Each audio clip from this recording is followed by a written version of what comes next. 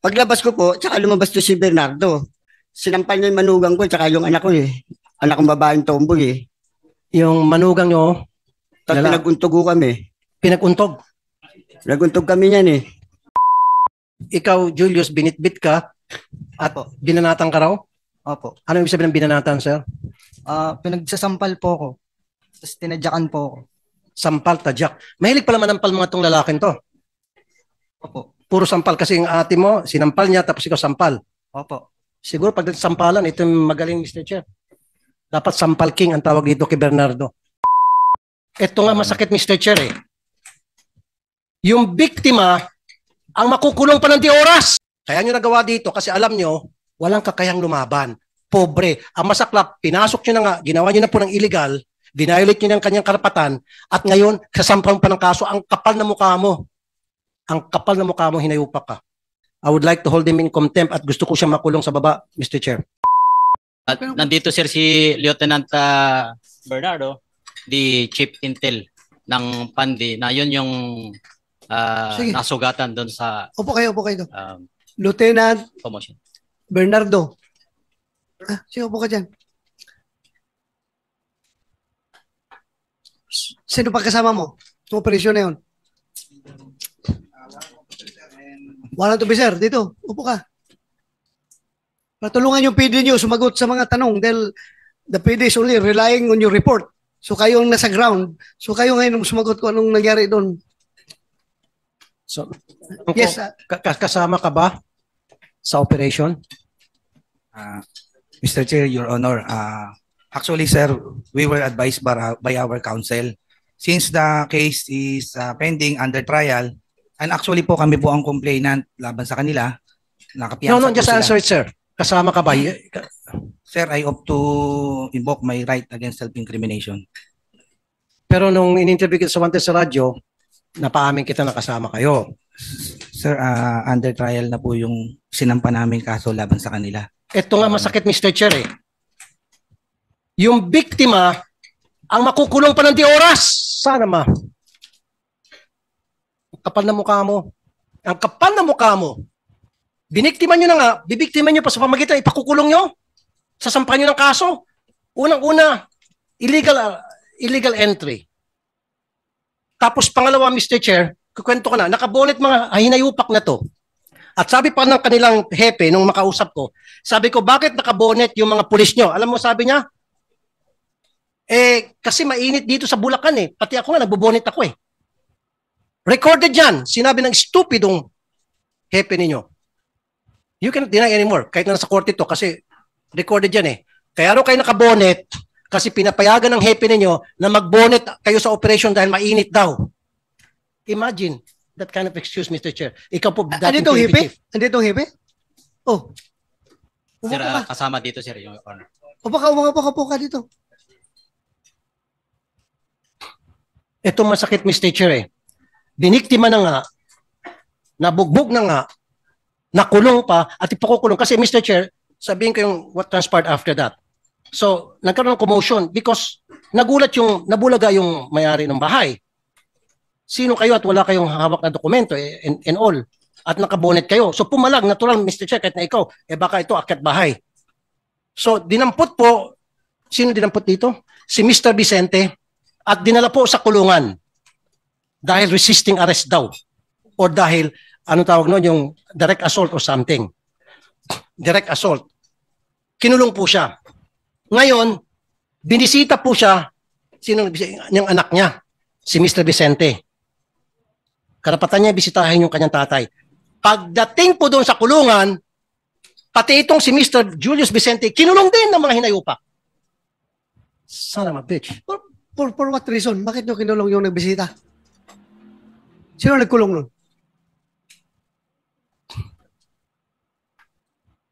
Sino nagkulong?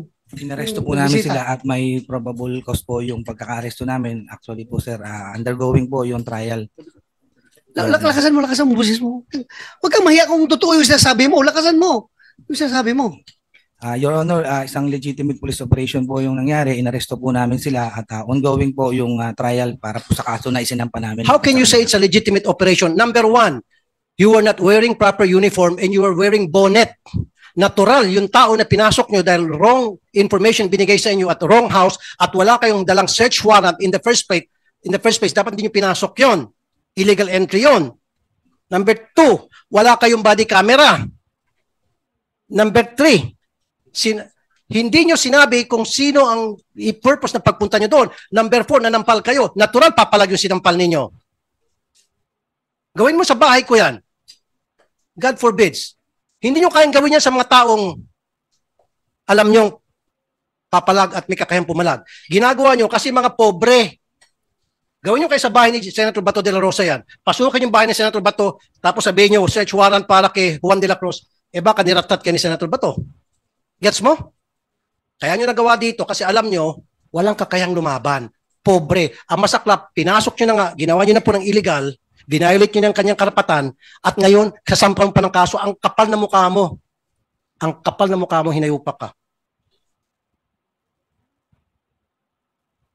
Napakakapal na mukha mo, Teniente. Comsec, you delete those words, ha? Yung, Sorry, Your Honor, kasi alam na alam ko tong kaso. Lumapit sa akin yung mga victims, Your Honor. Ito po, okay, pakisagot na lang. So, dumalaw itong si Mr. Julius Vicente, ikaw na magkwento. So, nasa kulungan na po yung papa mo, di ba? Opo. Dumalaw po kayo. Opo. Tinanong ko po kung doon po ba talaga dinala tatay ko. Tapos, ginawa po nila, binitbit po nila ako. anong rason? Bakit daw kayo Hindi ko nga binibit? po alam kung bakit. Ha? So nakakulong ka? Kinulong po nila ako. Nakailang araw ka sa kulungan? 1 linggo din po. Bakit ka nakalabas? Nag-bail po. Nag-bail ka? Opo. Por anong kaso? Direct assault po. Nakipagsuntukan ka sa mga pulis doon sa loob ng istasyon? Magagawa ko po ba yun? Ang lalaki ng mga katawan po niyan. Bakit naman nakikasulta?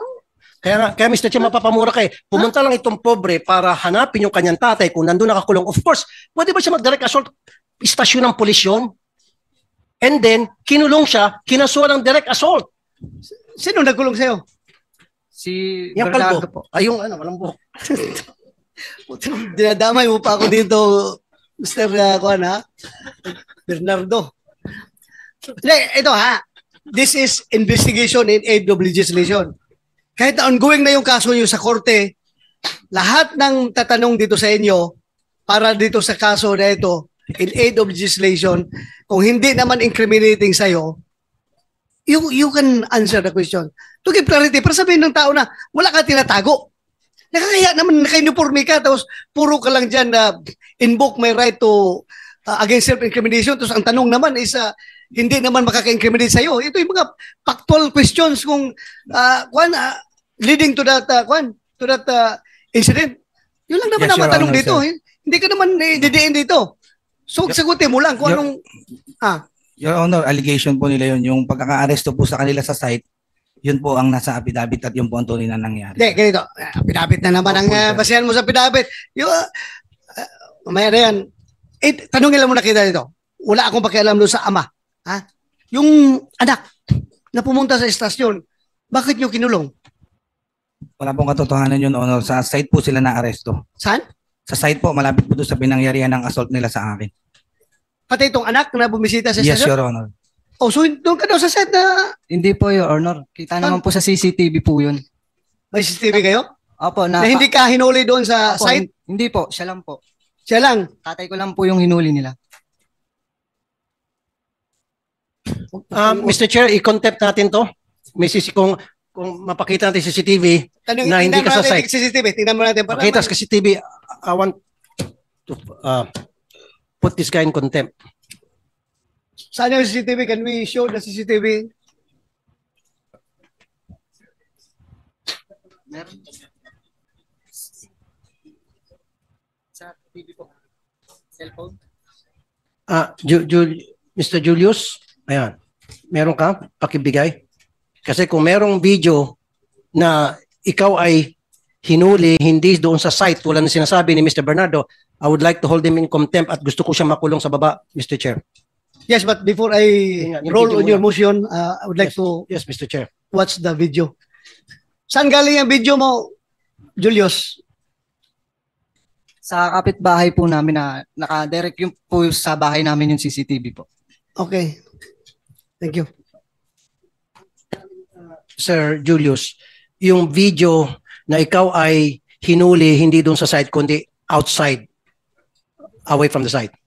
Hindi po. Bali po yung hawak ko pong video po na tatay ko lang po hinuli. Tapos nandun po ako na papaalis pa lang para sundan po ang tatay ko. Okay? Nakatunayan pong hindi po ako doon hinuli sa mismong Site. site po.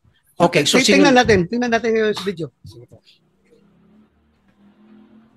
kasi when you say site, Mr. Chair, doon sa bahay na kung saan sabi nila nakita nila yung may information sila nandoon yung subject ng warrant.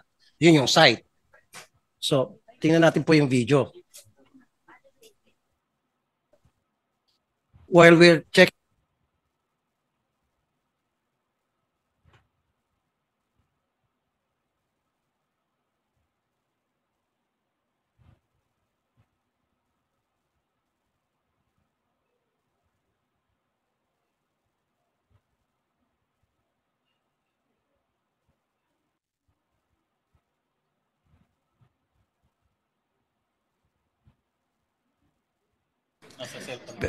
Chair, habang nilitip yung video, pwede natin pakwento kay Mr. Rodelio Vicente yung pangyayari para malaman ng iba na hindi pa nakapanood ng Wanted sa radyo.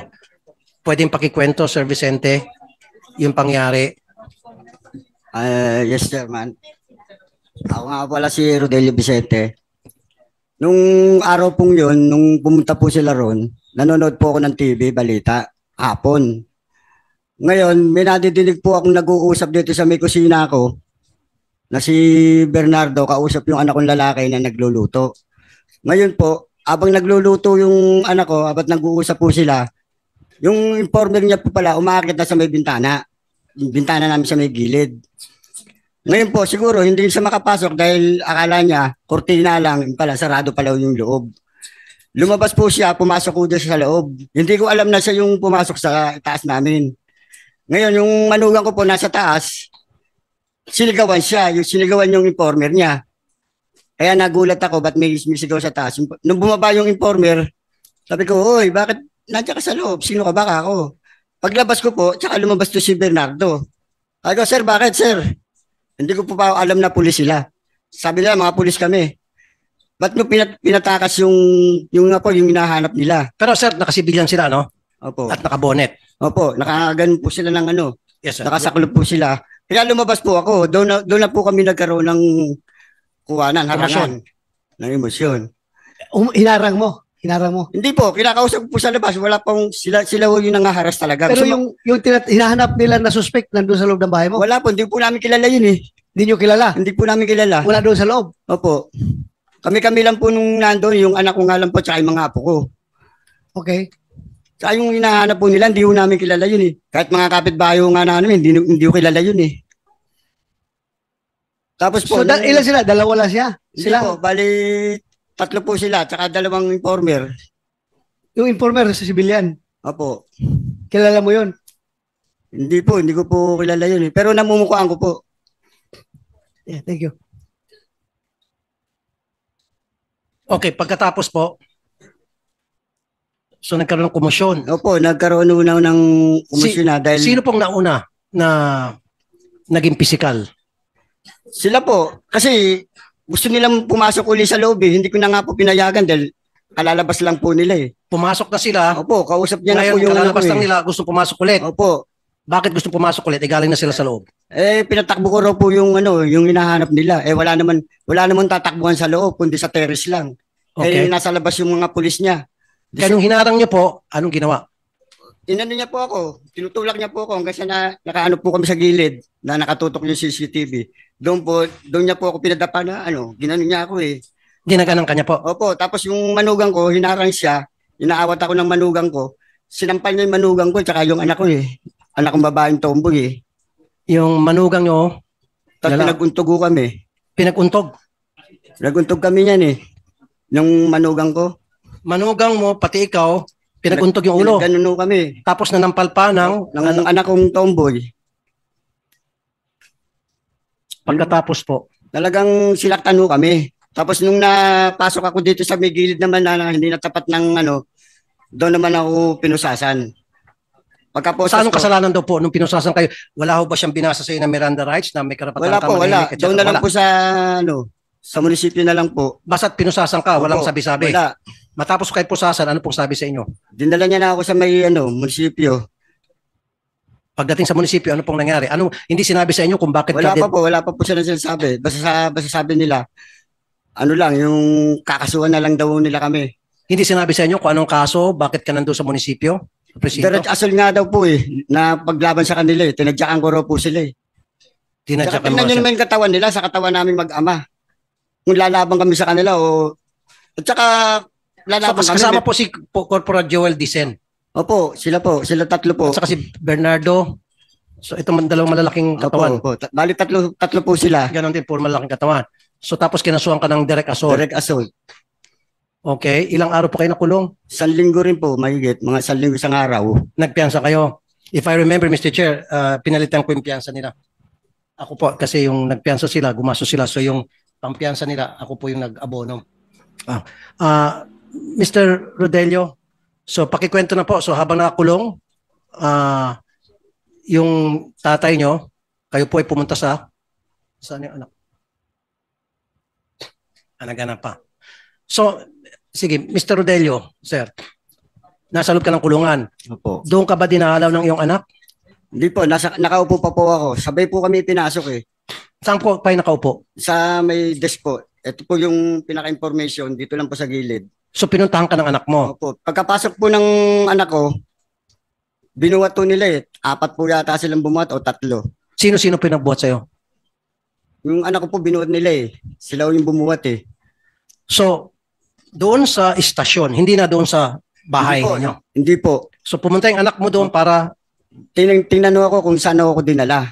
so nakaupo ka doon at nakaupo yung anak mo. Opo, hindi. Sa bench. Sa upo. Hindi po, pagpasok pa lang po kasi nila ng anak ko, binuhat na nila Binanatan nila doon sa loob, may CCTV ho doon, obligado. Binanatan nila. Binanatan nila yung anak ko. Tingnan yung katawan ng anak ko. Siyempre, kayo man lumagay sa akin, magulang ako. Napakasakit nung babanatan mo yung anak ko, tatlo kayo. So may CCTV sila. Sak po yun, meron. Dahil ano po yun, Pero pag station po yun. i-request natin yung CCTV, Mr. Chair, sigurado ako sira na yung CCTV. O hindi gumagana. For sure na yan. So ngayon, binitbit yung, ikaw, Julius, binitbit ka at Opo. binanatan ka raw? Opo. Ano ibig sabihin ng binanatan, sir?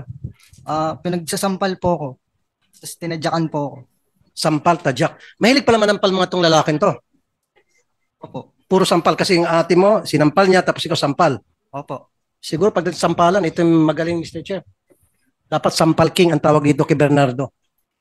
O boy sampal. Bagay sa kanya, sa mukha niya, boy sampal ang pwedeng ibansag dito. So ngayon, sinampal ka ni boy sampal. Opo. Tapos sabay, kinulong ka. Opo, nagantay pa po kami nun dun na matagal. Okay. Nasaan yung video dyan na inaresto ka po?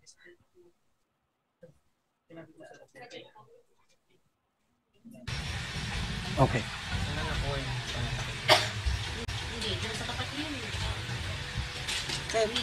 Ayan po yung video, yung pagpasok.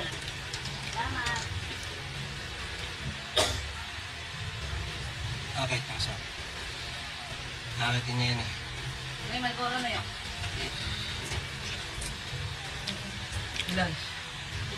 Okay, ang haba naman. Okay lang yan. Ayun na. Ayun na, Mr. Chair. Nakabonet, 3. Di ba sa labas ha? Yung pinarel? Di ba yung CCTV rin? Pero mga naka-uniform yun. Ayun, nakabonet, naka-shorts, naka-t-shirt, naka-chinelas.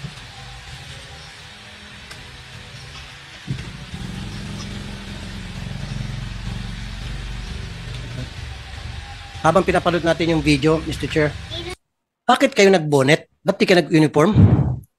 Kung kayo po ay legit yung operation ninyo at serving a warrant to a subject na you thought o ayon sa inyong asset ay nandun sa area, why not wear your uniform with body cam at bakit nakabonet? Your Honor, Sige, wait. part lang po ng accessories ng mga riders yun. Accessories. Basta fact po na yung lugar po na yan, sir, ay I've been compound commander there for almost 2 years. Talagang 50 meters away lang po dyan sa site na yan. Ay kilala po ako ng mga tao. So we have to devise Pero ganun pa man po. Pero bakit kailangan mo- Nagpakilala po ako, sir, at naglabas pa po ako ng ID sa kanila. Actually, sir, di mo kami nakapasok dyan. Wait a minute. You are going to serve a warrant? Sige, kasi sabi mo makikilala ka. At least man lang body cam for your protection and for the protection of those people na your subject na you're supposed to be serving the warrant to. And why wear a bonnet? Kasi di ba pag gumamit ka ng bonnet, pagkakamalian ka talagang magnanakaw. Kahit man lang sana yung nakasibilyan ka o meron kayong kwintas tapos tsapa, pwede pa kahit naka-shorts ka, naka-t-shirt, basta't nakasabit yung tsapa, identified ka as police, operative. With that, para kang akyat bahay, para kang hold-upper. Sabi ko nga, gawin mo kaya sa bahay ni Senator Bato yan. Baka naratat ka na. Your Honor, sinikap po na magpakilala at inilabas ko pa po yung ID ko. No, bakit ka nag-wear ng bonnet? Part po ng accessory namin yun sa pag-ride po ng motor at kaya po nang nasabi ko, we have to devise at least na hindi po ako agad ma-burnout. Andyan na tayo dyan. Okay, ako, pangkahin kita.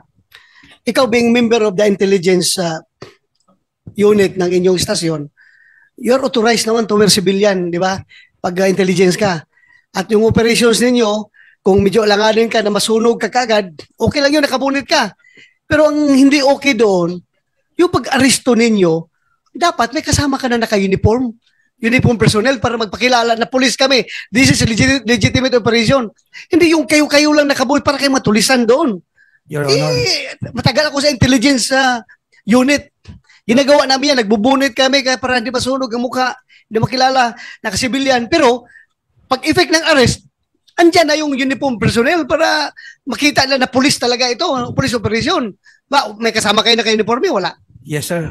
Actually, sir, mayroon po kaming kasamang uniform personnel few blocks away po doon sa possible site ng pag-aarestuan. Nandoon na sila? Yes, sir. Sumama? Yes, sir. Wala man ako nakita dyan sa CCTV. Few blocks away po dyan. Actually, kalsada. Few blocks away. So, pag effect nyo ng arrest, hindi sila pumunta?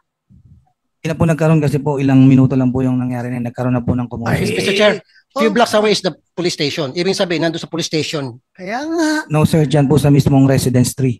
Sir, anong difference ng warrant of arrest sa search warrant? Define the difference. Sir, yung search warrant is yung person ang target po. Unlike po sa search warrant is ang subject po is yung mga bagay. Sir. Mga bagay. So, di ba, para ikaw ay makapag-serve ng warrant of arrest sa isang tao na nasa loob ng bahay, kailangan mo din ng search warrant. Yes or no?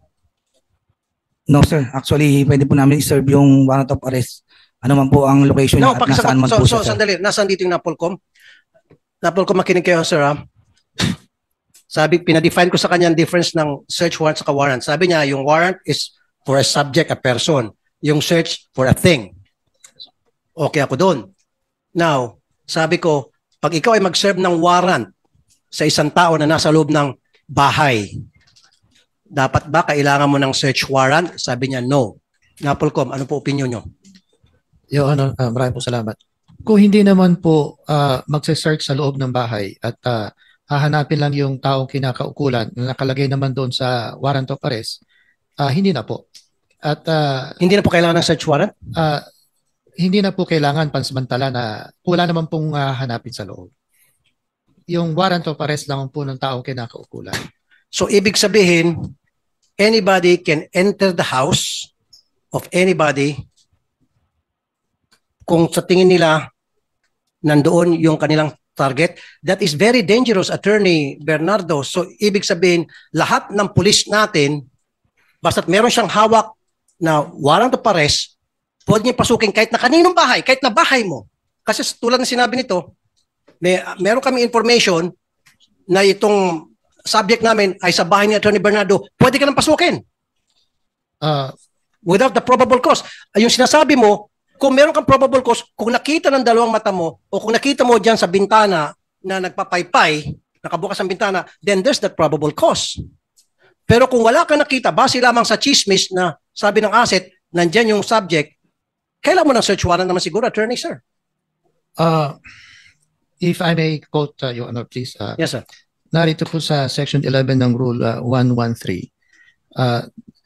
right of officer to break into building or enclosure. An officer, in order to make an arrest, either by virtue of a warrant or without a warrant, as provided in Section 5, may break into any building or enclosure where the person to be arrested is or is reasonably believed to be, if he is refused admittance thereto, after announcing his authority and purpose. Your Honor, gusto ko lang pong i-qualify, hindi po tama yung proseso nila sa pag-serve ng arrest warrant. Dapat hindi po sana ganun. Dapat nagpresenta muna sila, nagsama, gaya po ng sabi po ni Ginoong Chairman, dapat dala-dala nila yung uniformadong PNP officer at yun ang pagsaserve nila. Kasi kung intelligence yung purpose nila, hindi sila yung mag-a-arrest. Dapat merong arresting officer talaga na nakasuot ng uniforme at merong body-worn camera. Granting for the sake of argument, kung wala ho body-worn camera, meron silang alternative na Barangay recording. chairman, barangay tanod, pwede siguro. Kasama po dapat yun na meron ding sanang elected officer ng barangay tanod. Hindi kami sumasang-ayon sa proseso nila, Your Honor. Okay, let me tell you this, Attorney Bernardo, and magkamag-anak kayo? Hindi po kami, ngayon ko lang sila nakita, Your Honor. Medyo malungkot nga lang. Okay. Once upon a time, I had this program, Philippines Most Wanted, sa PTB4. What it was is, nanghuli kami ng mga wanted na may warrant. Sumasama po ako sa CIDG. There were several occasions na alam ng CIDG, base sa asset na isinumbong sa amin, and then kami, pinitang sa CIDG, may hawak na warrant, na nandyan sa bahay, kinikasing po namin. Hindi po pinapasok ng CIDG yung bahay. We wait. Kung minsan umabot kami ng 2 days, kinikasing namin yan. Ngayon, paglabas, sa kadampot. Meron pa isang insidente. Nagpanggap yung CIDG na magdi-deliver. May delivery dito. LBC. Nag-uniforme pa. May delivery para kay ganito. Kay Juan. Paglabas ni Juan, ikaw ba si Juan? Tapos may kasamang picture. Ako nga po. Sabay posas. Hindi pinasok yung bahay. Yung sinasabi mo kung gano'n, then we have to revisit that law, Mr. Chair, and we have to amend that law. Napapayagan pala. Ang baka sinasabi mo yung while in hot pursuit, siguro. You don't need a search warrant if kung yung suspect ay tumatakbo at nakita mo pumasok sa bahay, yun ang probable cause, pwede ka na mag-break in pursuit of a suspect. Pero kung yung, Mr. Chair, yung base lamang sa sabi-sabi ng asset na sa bahay ni Attorney Bernardo, yung suspect, papasukin na agad, payag ka, papasukin na agad, magbe-break in, dala lang warrant of arrest, how would you feel? Anong pinong sa batas na yan na binasa mo sa akin? Your Honor, may iwasan po sana ito kung merong coordination na maayos at maayos na pag-uusap. Kung hindi naman sila nakakatiyak na nandoon yung taong tinutukoy ng warrant of arrest, hindi na sana sila nagpatuloy. Exactly. Katunayan nga po, iba yung hinuli nila at mali po talaga. Meron pong magandang proseso sana. Yung hindi pagsuot ng body-worn camera, nagpapahiwatig na hindi po tama yung proseso. Maling-mali from the start, Your Honor. And also, Mr. Chair at Attorney Bernardo, sabi mo sa lahat ng kapulisan natin, kung gusto na pumasok ng bahay at sa palagay nila diyan nagtatago, kumuha sila ng search warrant sa korte.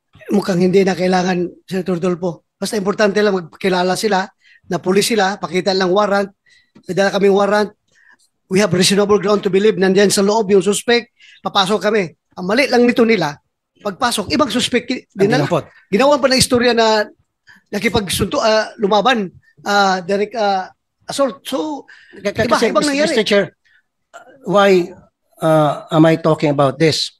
This is not the first time. Siguro, ipupul ko sa mga videos ko sa Wanted sa radyo, 5 times na. Papasukin ng pulis yung bahay. Kasi, meron daw silang warrant of arrest. At sa maraming pagkakataon na yun, wrong house. At syempre, nandun na rin sila. Kaysa makasuhan sila, dadamputin nila yung tao doon. Tulad nangyari dito, dahil sa direct assault. Kasi syempre, papalag ka, Mr. Chair, sino ka? Hindi ka ng pulis. Diba? Kaso talaga abutin ito nila. Pero yung spirit of the law naman na yan, yung rules of court, Rules of court po, Your Honor. Rules of court. Rules of court po yun. Ang spirit niya is gusto talagang bigyan, i-empower yung ating law enforcement dahil kung wala yung rule na yan, inutil ang pulis natin. Hindi siya makahuli ng warrant ng isang tao na may warrant of arrest na nasa loob ng bahay. Hindi siya pwede mag-break in. Tama, Mr. Agree. Yan ang experience Kasi yan. Gusto talaga sa tulungan experience ng ko, pulis Mr. Chair, makahuli.